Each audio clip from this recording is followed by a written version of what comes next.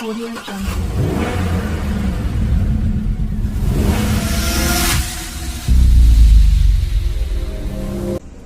What's up mga tropa? So mayroon naman tayong Ford Discussion 2004 model mga tropa. Ang kinukomplain ng customer na to mga tropa, pag tumatakbo siya, parang nabubulunan siya mga tropa. So titingnan mo natin sa scanner mga tropa kung mayroon siyang trouble code. So test natin. DTC. Check. So mga tropa, malamang wala siyang trouble code kasi wala siyang check engine. Hindi ko lang alam, baka kinancel na yung check engine. So check natin sa scanner to. Yung trouble code niya hindi related dito mga tropa. Tingnan natin yung power balance niya.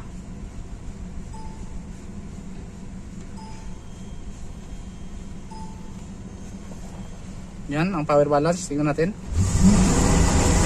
Oh. Tulis natin.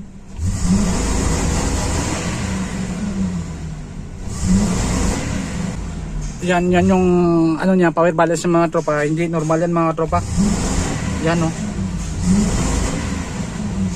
Kung narinig nyo, gumaganon siya. Parang nabubulunan siya mga tropa. Malamang may leak to ng hangin, hindi kaya fuel pump. Ito mga tropa, pero wala namang palya yung makina niya mga tropa.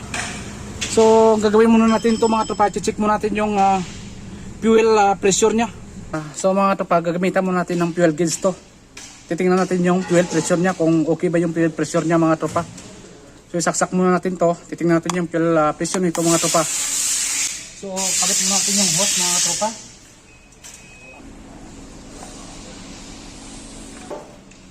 So mga tropa, nakabit natin yung hose niya sa may fuel line niya, sa may injector. Ignition switch on muna natin, titingnan natin kung okay ba yung pressure ng fuel niya mga tropa.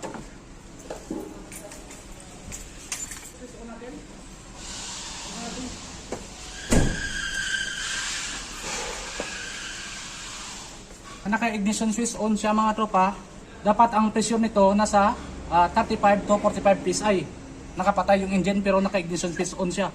So 10 PSI mga tropa ang reading niya. So ibig sabihin low pressure siya. So tatry natin na i-start natin mga tropa, titingnan natin kung tataas yung fuel pressure niya. Okay? I-start na natin. Tingnan natin.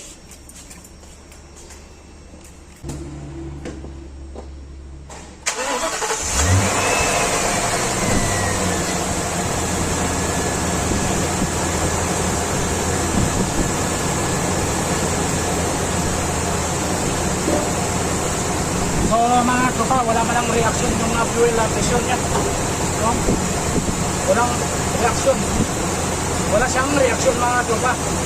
So dapat ang pressure nito ay 28 to 45 PSI. So sobrang baba siya mga tropa. Wala. Ibig sabihin low pressure siya. Ibig sabihin may problema yung fuel pump nito mga tropa. So, pag sa port expedition naman mga tropa ay 45 to 55 PSI yan. Pag sa GMC naman 55 to 62 PSI. Kung hindi ako nagkakabali mga tropa, yun yung nalaman ko mga tropa. So yan o. Kaya pala na pag pinatakbo mo, boop boop boop, maganon-ganon siya. So mga tropa, palitan natin ng fuel pump to.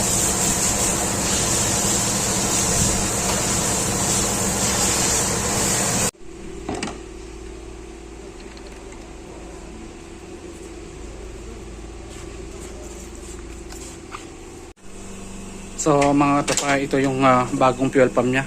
Papalitan natin ng fuel pump. So yan, pakabit natin sa sama natin. Da kaliya wala da. Sorry ka silwas.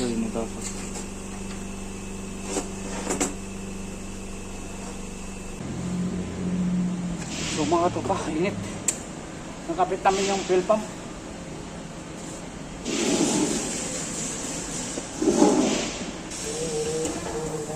Siapa dah tinak marah? Ni? Abi sini mana anda roya sini mati ke? Ah?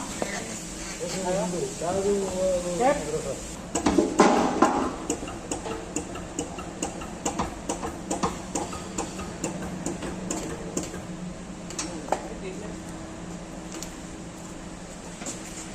dahil ko ito na.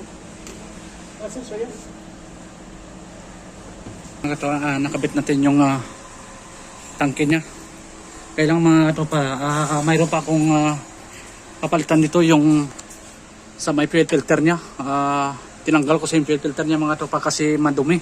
Total nagpalit naman tayo ng ng fuel pump. Papalit tayo ng fuel filter mga tropa. So ipapakabit ko na lang yung fuel filter dito sa may kasamaan ko. Atik.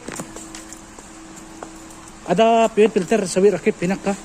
So mga tropa, pinakabit ko na lang yung fuel filter dito sa may kasama ko mga tropa dahil tapos na yung oras ko at medyo malayo-layo pa yung biyahe ko mga tropa. At shout out nga pala dyan sa mga subscriber ko na sumusuporta sa YouTube channel ko mga tropa. At maraming salamat sa inyo mga tropa sa suportahan nyo. At marami pa tayong upload na videos mga tropa.